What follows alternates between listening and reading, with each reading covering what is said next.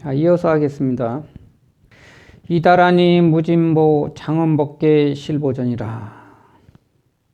무진보, 다함이 없는 보배라는 말입니다. 무엇을 다함이 없는, 끝이 없는, 한도 끝도 없는 무한한 보배라는 거예요.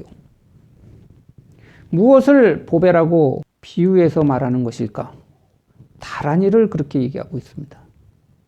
다라니.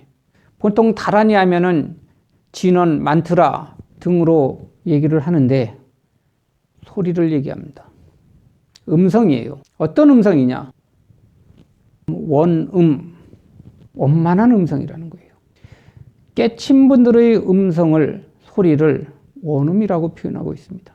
신라시대 원효스님은 그 원음을 이름으로도 표현했습니다. 한일자를 써서 한결같은 소리라는 얘기입니다. 마음의 눈을 뜨신 분들, 깨친 분들의 소리는 그 어느 소리 하나 자연의 이치에 근거해서 나오지 않는 소리가 없어요. 쌍유따니까야에서 자주 나오는 표현대로 이치에 맞는 정신활동에 의한 소리입니다. 무명에 뒤덮여서 그때그때 경계를 이해관계로 바라보고 내는 변덕스러운 동료가 있는 그런 소리가 아니라는 얘기죠. 수많은 경계 속에서도 마음의 상태는 평온합니다. 그 평안한 속에 온갖 이치는 분명하게 드러납니다. 그러한 상태에서 어떤 경계를 접하든 여여한 소리를 냅니다. 이치에 맞는 소리를 내요. 그걸 다란이라고 표현하고 있어요. 원음이죠. 담이 없는, 써도 소모되지 않고 딸지 않는 무궁무진한 보배. 그 다란이 보배로서 장엄법계 실보전이라. 법계를 장엄하니 진실로 보배로운 전각이구나. 장엄법계라는 표현을 하고 있어요. 법계를 장엄하니. 법계는 뭐예요? 내가 몸담고 있는 세계, 나를 중심으로 해서 내가 몸담고 있는 모든 세계, 그 세계의 끝이 어딜까요? 알 수가 없죠. 내가 살고 있는 세계, 그 세계를 장엄한다. 이 불교에서 장엄이라는 표현은 거룩한 것, 성스러운 것, 진리로 꾸미는 것, 그런 개념으로 말하는 게 아닙니다.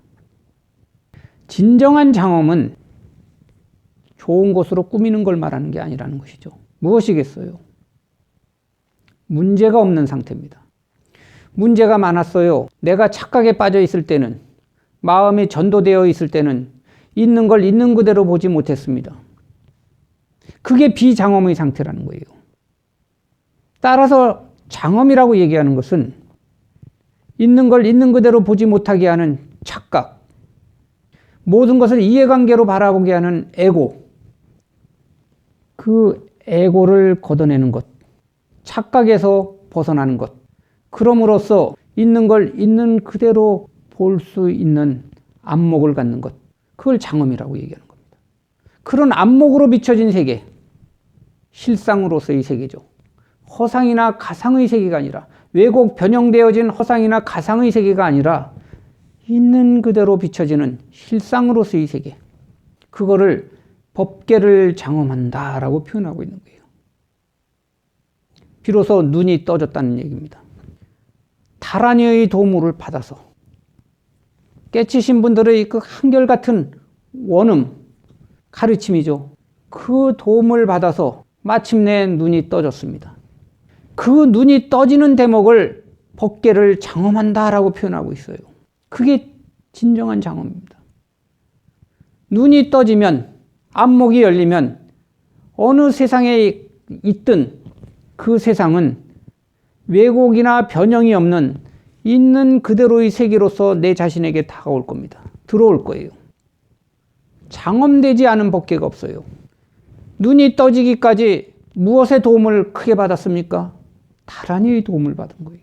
무연선교의 도움을 받았어요. 얼마나 큰 스승의 고마움을 느꼈으면 이다라니 무진보라고 표현을 했을까요? 성철 스님께서도 제 은사 스님한테 그런 말씀을 하셨다라고 하죠. 까막눈일 때는 크나큰 스승들이 우리들을 위해서 중생들을 위해서 얼마나 고구정령하게 가르침을 펼치려고 애를 썼는지 그걸 알 수가 없다. 가르침이라는 것도요, 그냥 쉽게 나오는 게 아닙니다.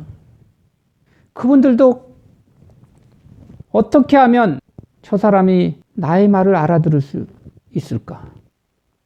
많은 고민을 합니다.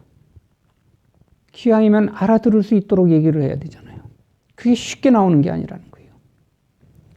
부지런히 공부해서 한꺼풀 한꺼풀 벗겨지기 시작하면, 그래서 어느 정도 수준이 향상이 되어지면 그때 비로소 큰 스승들께서 우리를 이해시키기 위해서, 우리를 일깨워주기 위해서 이렇게도 저렇게도 아주 얼마나 참 고구정령하게 말씀을 해 놓으셨는지, 가르쳐 주려고 애를 쓰셨는지 그것이 마음에 와닿는다.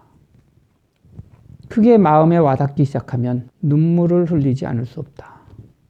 그 고마움에 너도 부지런히 공부해서 스승들의 고마움이 가슴속에 느껴질 수 있었으면 좋겠다. 예전에 도반 스님이 그런 말을 한 적이 있습니다. 역대 조사 스님들, 그분들이 깨치신 바 경계에 대해선 나는 잘 알지 못한다. 그러나 나는 단 한 가지 사실만으로도 그분들에게 엎어질 수밖에 없다. 그 한 가지가 무엇이냐? 나를 넘어섰다는 것. 그 도반 스님 수행을 해보니, 공부한다고 자기하고 씨름을 해보니 참 최후까지 접어지지 않는 부분이 있더라. 그게 무엇인가? 자기라는 거예요. 자기를 놓지를 못하고 있다는 겁니다. 아무리 해도 그건 잘 놓아지지가 않는다. 역대 조사 스님들은 그걸 넘어섰다. 넘어선 분들이다. 나는 그 사실 하나만으로도 그분들에게 엎어질 수밖에 없다. 그리고 그분들을 밑에 조아려서 배울 수밖에 없다. 저도 바로 공감했습니다. 나 역시 그렇게 느끼고 있다.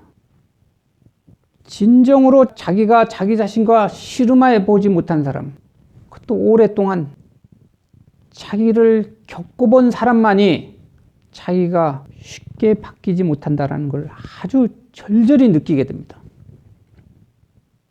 다른 거 다 포기를 하고, 심지어는 출가의 세계로 들어와 가지고 다른 거 다 끊어내더라도 안 되는 그것, 최후의 관문이에요.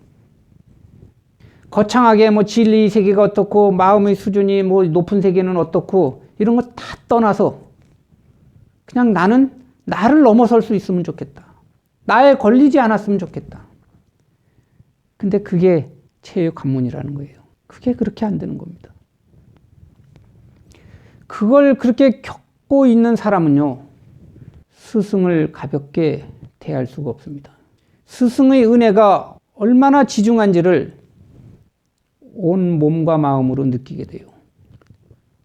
다함이 없는 원만한 음성으로서, 가르침으로서 끊임없이 우리에게 지도를 해주십니다.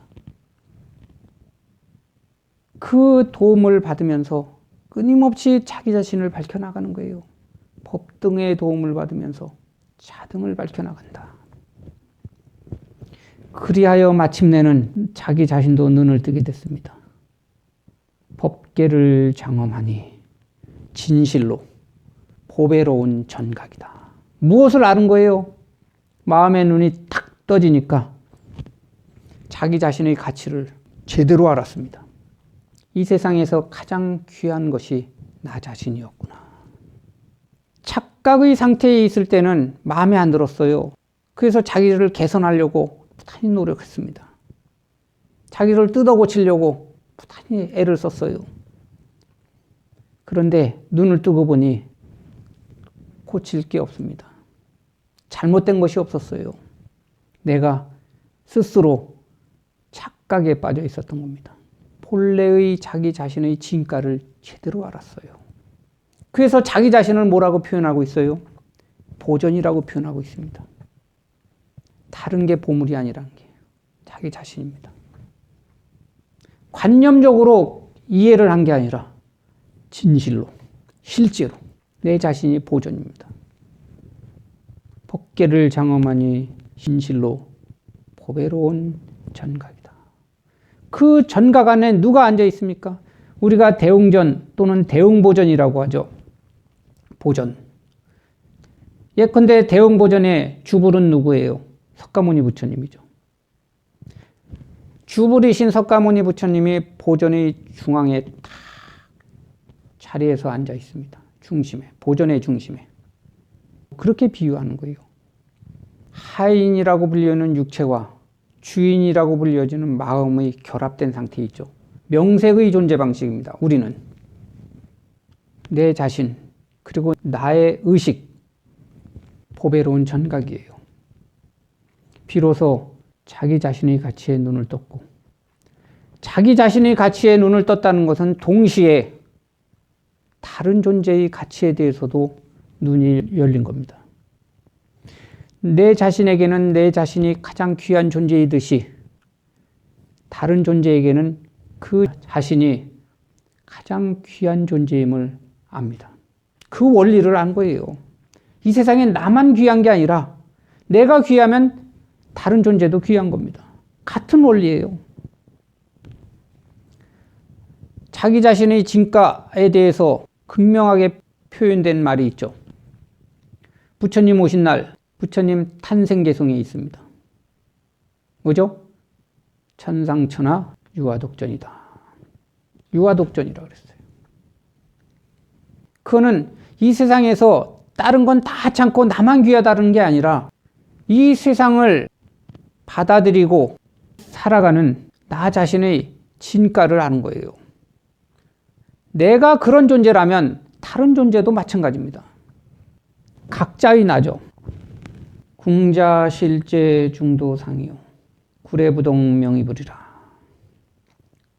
궁자실제 중도상. 궁극적으로는, 최종적으로는 또는 마침내는 이런 의미로 볼 수 있습니다. 궁자, 마침내 앉았다라는 얘기예요. 어디에? 실제인 중도의 자리에. 내 자신을 보전이라고 표현했잖아요.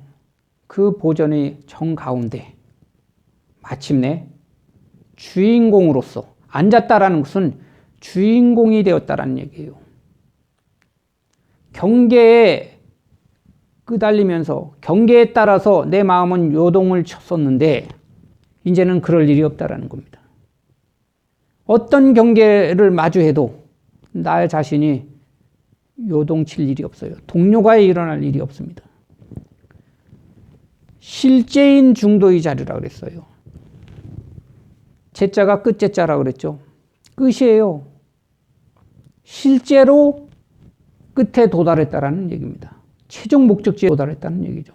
위에서는 본제라고 하는 표현이 나왔었죠. 본제. 그건 아직 내가 도달하지 못했어요.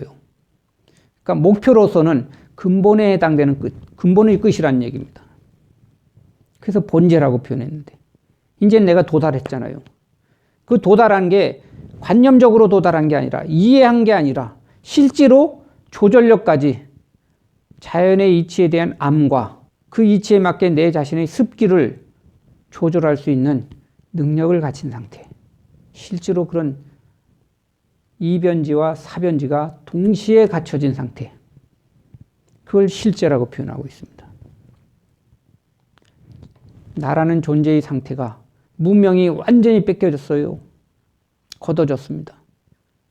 그 어떠한 내 자신을 나라는 존재를 방해할 만한 일체의 요소들이 없어졌어요. 그걸 실제라고 표현합니다. 실제는 존재의 체의 상태에 대한 언급이에요. 중도는 그 존재의 상태에서 나오는 작용의 부분을 얘기하는 겁니다. 체와 용입니다. 일체가 공해졌어요.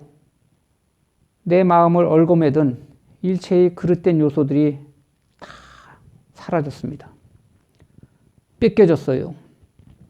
그 뺏겨진 상태를 나를 얽어매던, 나를 구속하던 일체의 요소들이 다 제거된 상태를 공해졌다라고 얘기하죠. 공이다라고 얘기합니다. 그 상태가 되니 그 마음에 비춰지는 세상은 어떤 세상이 돼요? 이치에 맞게 정신활동이 일어나는 상태가 되죠. 어떤 경계를 접해도 조화롭게, 균형 있게 마음을 써나갈 수 있게 됩니다. 그걸 중도라고 표현하고 있어요. 지혜죠. 지혜의 작용입니다. 마침내 자기 자신의 진가를 알았고 보전인 줄 알았고요. 그 보전에 딱 중앙에 바로 앉았어요. 실제인 중도의 자리에 딱 앉았습니다. 이제는 내 세상에 내가 주인공이 되어서 자유롭게 걸림없이 어떠한 경계 속에서도 그렇게 살아갈 수 있는 존재가 되었습니다. 구례부동 명의불이라. 보전에 앉아서 자기 자신을 딱 보니 자기 자신을 보는 세상도 보는 것이죠. 구례, 예로부터 지금에 이르기까지. 옛구자예요. 올레자고. 시점을 알 수 없는 저 까마득한 옛날로부터 지금에 이르기까지. 부동, 동료하지 않아서. 동료한 적이 없어요. 법성계 처음 시작할 때 법성 원흉무이상 제법부동 본래적이라. 거기서 제법부동이라는 말이 거기서 한번 나왔었죠. 법의 속성을 얘기할 때, 법의 상태를 얘기할 때 제법부동 본래적 이렇게 묘사가 됐었죠. 그걸 이제 여실히 깨달은 거예요. 다시 부동이라는 말이 나옵니다. 이제는 어떠한 세상에서든 어떠한 경계를 만나든 간에 당당한 주인공으로서 매임이 없이 살아갈 수 있는 그런 존재가 되다 보니까 눈을 뜨고 보니까 지금만 그런 것이 아니라 원래부터 나라는 존재의 본질은 그 어떤 것에도 매이거나 끄달린 적이 없었어요. 착각은 나의 것이 아닙니다. 나에게 속했던 것이 아니에요. 착각은 거품과 같고 연기와 같은 겁니다. 실체성이 없었죠. 눈을 뜨고 보니 모든 게 그동안 지금까지 과정이 다 착각이었지 실제로 있었던 것은 아니었구나. 까마득한 옛날로부터 지금에 이르기까지 나는 문제가 있었던 적이 없어요. 구례부동입니다. 그러한 상태를 가리켜서 뭐라고 해요? 이름하여 부처라 하는구나. 명의불. 드디어 위에 언급한 시고행자 환본제에서 행자가 팔심 수행자가 변환이 됐어요. 전환이 됐죠. 어떻게? 부처로. 행자일 때는 여전히 중생의 상태였어요. 큰 스승의 도움을 받아서 법등의 도움을 받아서 간단히 애를 써서 귀가수분 득자량 분에 따라서 계속해서 차량을 얻어갔어요. 공부를 지어갔다는 얘기입니다. 방일하지 않고 계속 멈추지 않고 중단하지 않고 포기하지 않고 공부를 지어갔습니다. 마침내는 법계를 장엄할 수 있게 되었고 내 자신의 진정한 가치에 눈을 떴고 이제부터는 어떤 경계를 만나도 상관없이 당당한 주인공으로 살아갈 수 있게 되었고 지금까지 과정을 돌이켜 보건된 이것이 한낱 꿈이었구나. 나 자신은 문제됐던 적이 없었는데 미혹한 중생이 반야를 성취한 깨달은 문으로 전환이 됐습니다. 여기서 끝나는 거예요. 근데 끝이 아니죠. 다시 시작입니다.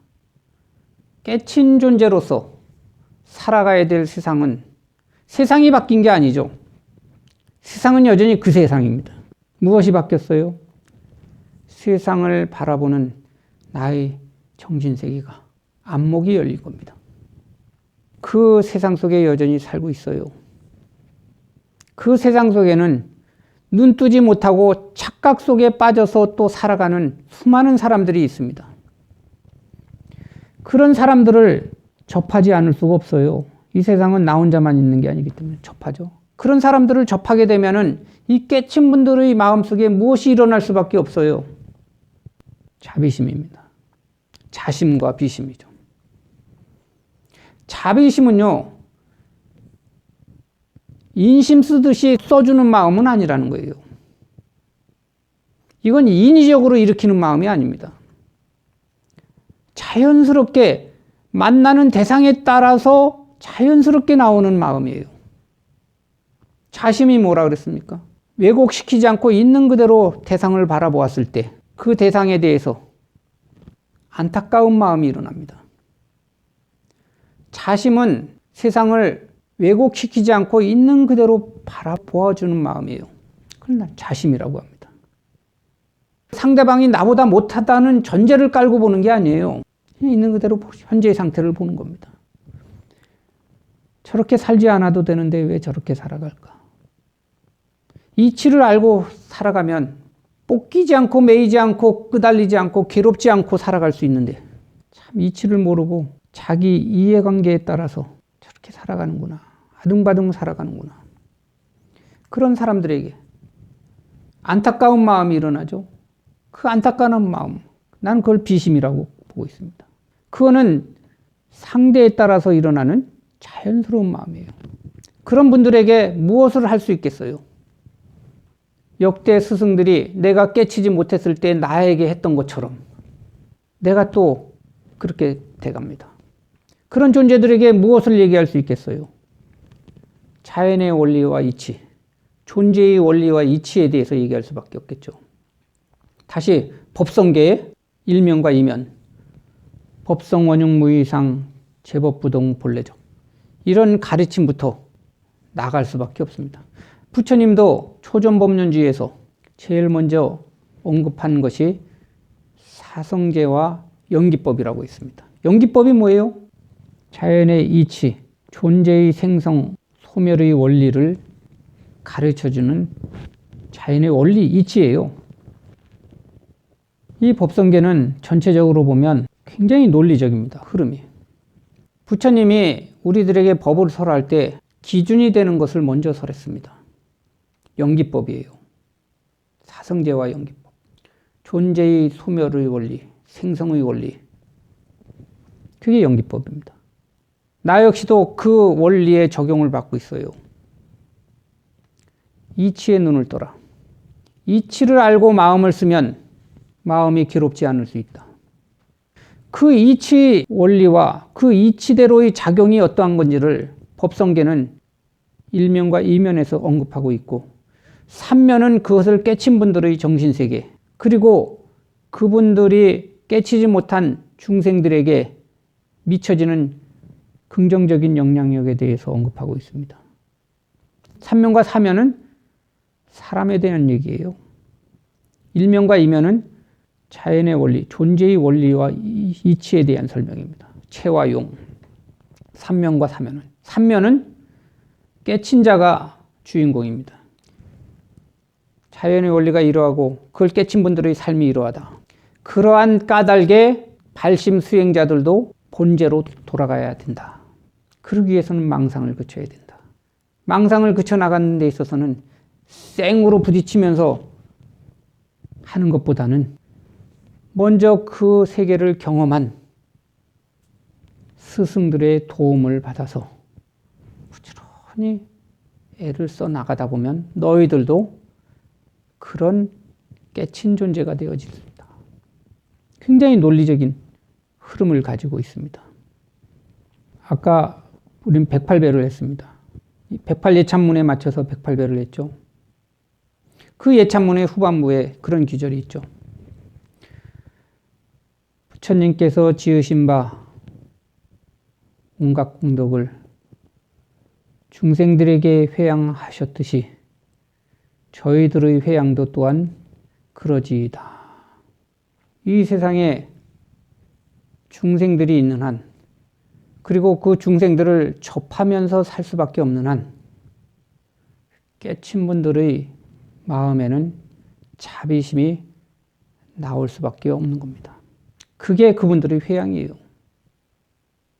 법성계의 내용을 새겨서 공부하는 데 있어서 큰 지침으로 삼으면 참 좋겠죠.